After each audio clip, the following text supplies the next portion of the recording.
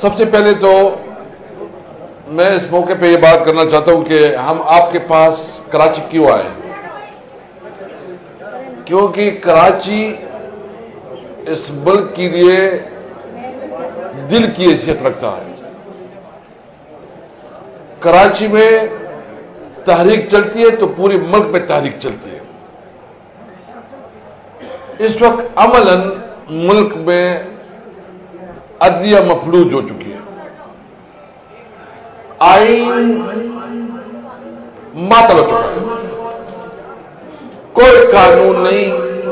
एक इंडिविजुअल, एक शख्स की तबीयत जब चाहे, जिसको बेइज्जत करना चाहे, जिसको जेल में डालना चाहे, जिसके कारोबार पे कब्जा करना चाहे या किसको बेइज्जत करना चाहे, उसके रास्ते में कोई रुकावट नहीं है। पाकिस्तान इस वक्त अमलन बनाना रिपब्लिक बन चुका है, जंगल का कानून है।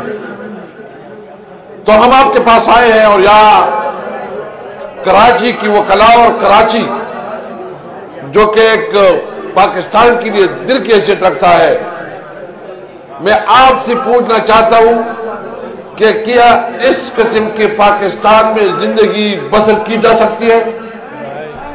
क्या ये हमारे बच्चों का मुस्तकबिल इस किस्म के पाकिस्तान में महफूज है? मैं आपसे इसलिए अर्ज करना चाहता हूं कि हमने निकलना होगा, हमने उठना होगा, हमने बात करनी होगी। मुझे इस वक्त तो सबसे ज्यादा मायूसी जो है वो पीपल पार्टी से है। जुल्फकार अली भुट्टो की पार्टी जिसने 1973 आईन की बुनियाद रखी, आज उनका नवासा बिलावल भुट्टो उसी 1973 आईन को दफनाने में बुनियादी किरदार अदा कर रहा है। आज मैं पूछना चाहता हूं कि पीपल पार्टी ये जुल्फकार अली भुट्टो की पार्टी है या आसिफ जरदारी की पार्टी है?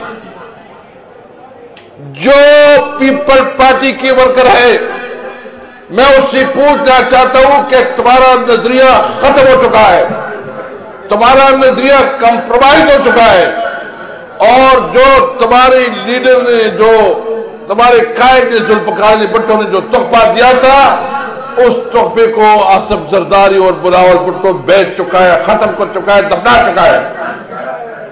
बहुत अफसोस है इस बात पे।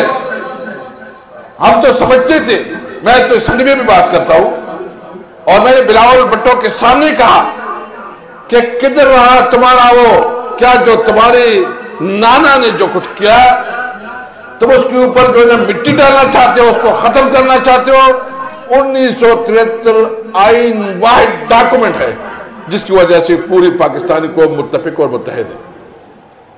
जो 26वीं आईनी तरमीम हुआ और इसके बाद यहां जो